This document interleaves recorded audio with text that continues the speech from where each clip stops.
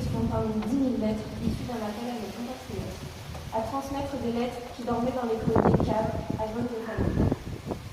Si 40% des pollus tombés durant la Grande Guerre ont été tués durant les 9 premiers mois d'une guerre de 4 ans et 4 mois, nombreux avaient l'âge des lycéens.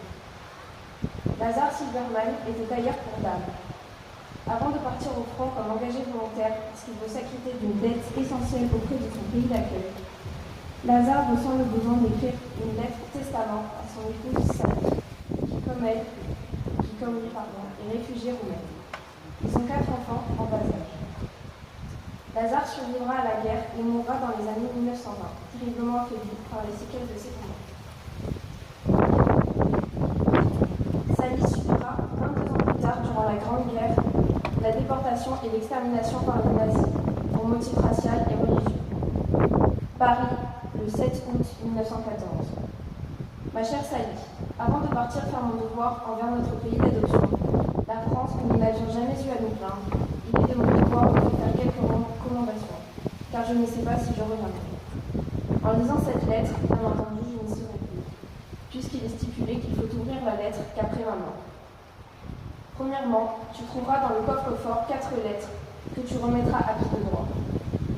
Deuxièmement, tu trouveras un papier timbré de mon actif et de mon passif, où il est bien stipulé que tu es, avec mes chers enfants, les seuls héritiers un peu, malheureusement, du peu qu'il reste de moi. Bien sûr, ma chère, je sais que je te laisse dans la misère, car tout cela représente beaucoup, et en réalité ne représente rien. Je te laisse un gros fardeau que d'élever 4 petits orphelins, que pourtant j'aurais voulu les voir heureux, car tu le sais, et j'ai jamais rien fait pour moi. J'ai toujours pensé te rendre heureuse, ainsi que nos chers petits.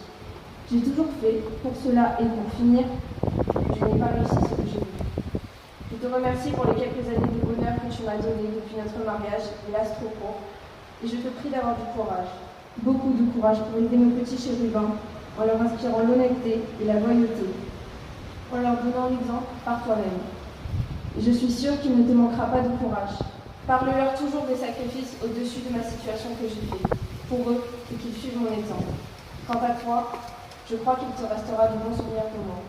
Nous nous sommes aimés jusqu'à la fin, et c'est ce souvenir et celui de ma conduite envers toi, et envers tout le monde, qui te donnera du courage de supporter le gros fardeau que je te laisse. Une dernière fois, je t'engage à bien sentir l'honneur de nos chers enfants, en leur donnant de bons exemples, et je suis sûre que cela répondra comme un écho quand le monde partira. Je t'embrasse une dernière fois, ton compagnon de